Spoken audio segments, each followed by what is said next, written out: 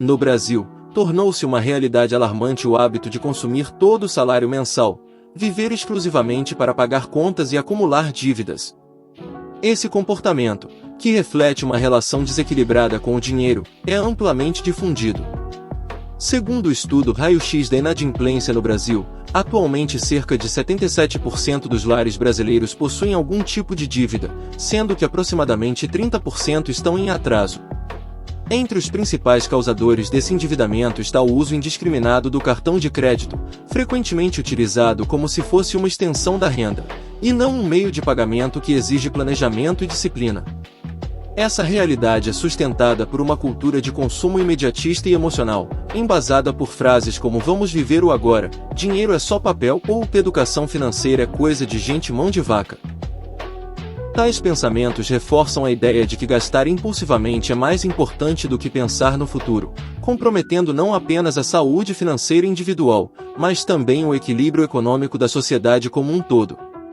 É nesse contexto que a educação financeira se mostra não apenas importante, mas absolutamente necessária. Ela vai além do simples controle de gastos, trata-se de uma habilidade essencial para tomar decisões racionais, conscientes e sustentáveis sobre o uso dos recursos financeiros ao longo da vida.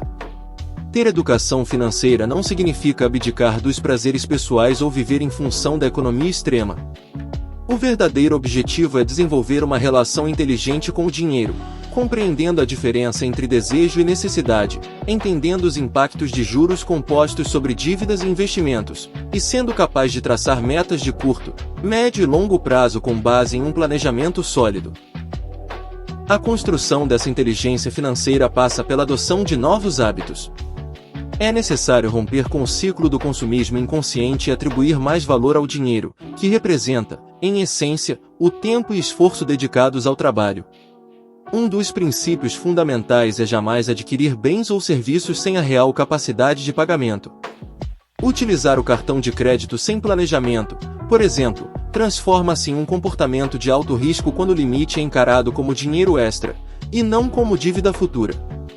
O resultado disso é o endividamento contínuo, onde os juros, especialmente os rotativos do cartão, que superam 400% ao ano, corroem rapidamente o poder de compra e comprometem a renda futura. A educação financeira começa com a análise da renda e a construção de um orçamento pessoal ou familiar. Identificar receitas e despesas, definir prioridades e estabelecer metas de poupança são ações iniciais imprescindíveis. Para quem tem renda limitada, torna-se ainda mais estratégico buscar formas de aumentar os ganhos, seja por meio da qualificação profissional, da busca por fontes alternativas de renda ou da geração de valor a partir de talentos e habilidades pessoais. Mas, mesmo com uma renda modesta, é possível, e necessário, desenvolver disciplina financeira.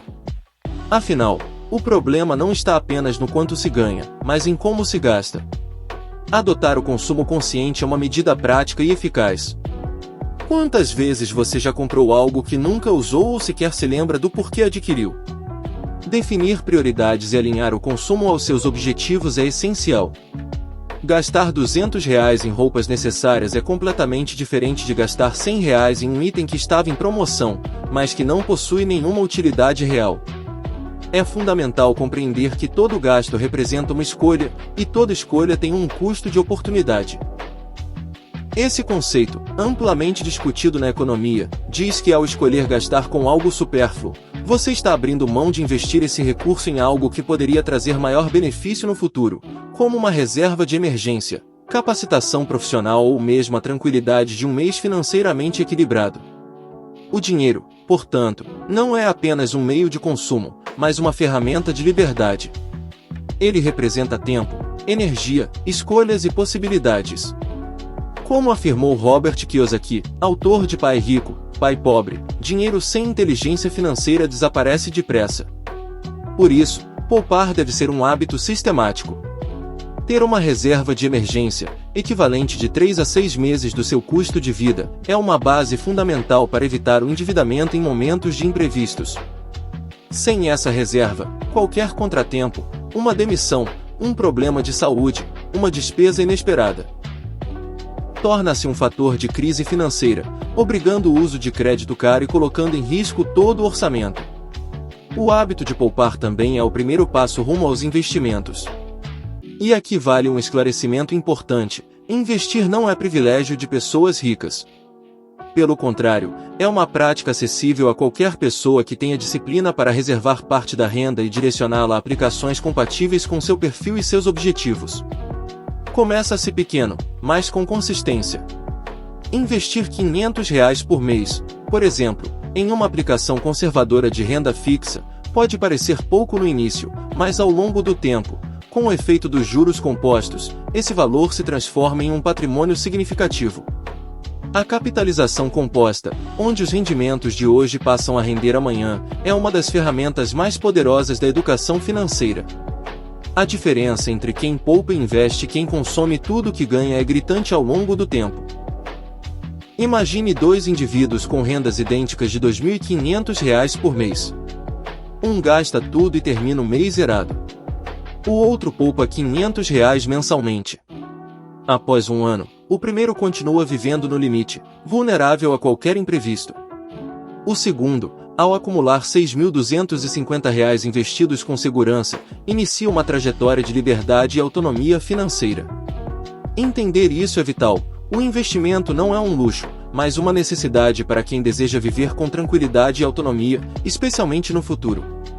E para quem pensa em aposentadoria, a importância do planejamento financeiro é ainda mais evidente. O INSS, apesar de ser uma rede de proteção social, dificilmente garantirá um padrão de vida confortável nas próximas décadas. Por isso, planejar uma aposentadoria com base em investimentos próprios, construídos ao longo da vida ativa, é uma estratégia indispensável para garantir dignidade financeira na terceira idade. Infelizmente, muitas pessoas ainda vivem focadas apenas no presente, buscando gratificação imediata sem considerar as consequências futuras. A educação financeira combate exatamente essa mentalidade de curto prazo, promovendo uma visão estratégica da vida financeira. Esse é o papel fundamental da educação financeira: capacitar o indivíduo a tomar decisões conscientes, planejadas e sustentáveis, que lhe proporcionem mais segurança, bem-estar e liberdade. Se você deseja ter o controle do seu dinheiro e não ser controlado por ele, o caminho é o conhecimento, o planejamento e a ação disciplinada. Muito obrigado por acompanhar até aqui e continue atento aos próximos conteúdos da série, onde abordaremos de forma ainda mais aprofundada os pilares da inteligência financeira.